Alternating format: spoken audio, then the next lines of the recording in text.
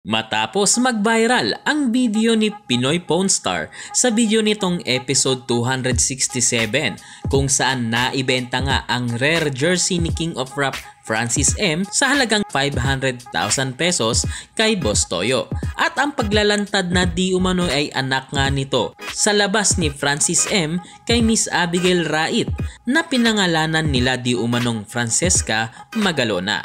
At talagang inulan ito ng samot-saring mga reaction ng mga tagahanga ni Francis M at ng mga netizens ang untold love stories ng past love life ni Francis M. Sabi ng ibang netizens, hindi na kailangan pa ng DNA test. Kitang-kita na sa pagkanta at mukha ni Francesca ang nananalaytay na dugo ni Francis M. Kahit ako guys, na nakapanood ng episode nito kay Boss Toyo, masasabi kong 99.9% na hawig at tila babaeng version siya ni Francis M. Lumitaw din ang iba't ibang photos and videos sa social media na tila di umano'y nagpapatunay na mayroong ang tinatagong sikreto ang yumaong King of Rap na si Francis M. Isa dito ang interview ni Mr. Joey De Leon na may text si Francis M na hindi pa muna niya pwede sabihin. In time, baka maikwento ko. Ika ni Mr. Joey De Leon. Panoorin ang maikling clip na ito.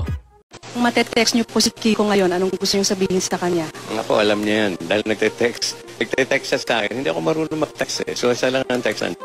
Kahit po may sakit siya, nagte-text pa rin. Oo, updated yan. Pati sa... yung huling text sa akin, hindi ko pwedeng sabihin.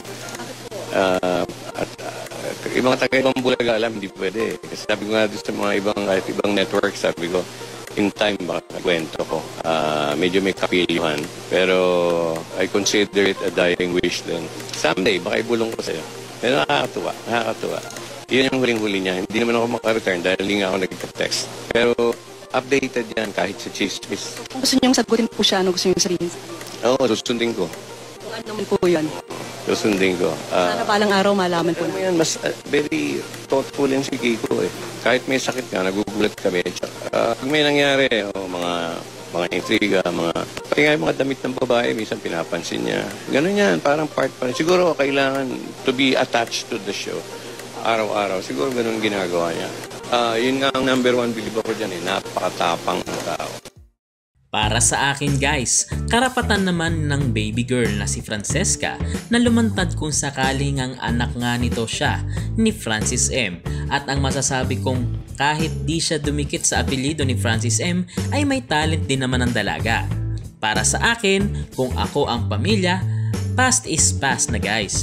Tanggapin kung ano ang nangyari. Magiging masaya pa ako dahil mayroon pa pala akong kapatid kay daddy na naiwan. Patawarin at mahalin sila kung paano silang minahal ni Papa or ni Daddy ay ganun din sana tayo sa kanila. Pagmamahal at pagpapatawad ang susi para magkaroon tayo ng peace of mind at maging masaya sa ating buhay. Ikaw, bilang tagahanga ng yumaong King of Rap na si Francis M, ano ang masasabi mo sa revelasyong ito? Ito nga ba'y panahon na para magsalita o sabihin na ni Mr. Joey De Leon ang text sa kanya ni Kiko at ang paglalantad sa publiko ng anak na di umano ni Francis M na si Francesca? At kung meron kang mga gusto nating pwedeng pag-usapan, pwede nyo ring ilagay sa ating comment section dyan sa ibaba. At kung gusto mo pa makapanood ng iba pang mga videos, i-click mo lamang ang video na lalabas sa ating end screen. What's up mga kabago? Don't forget to subscribe. Just click here. For more videos, please subscribe to this channel right here.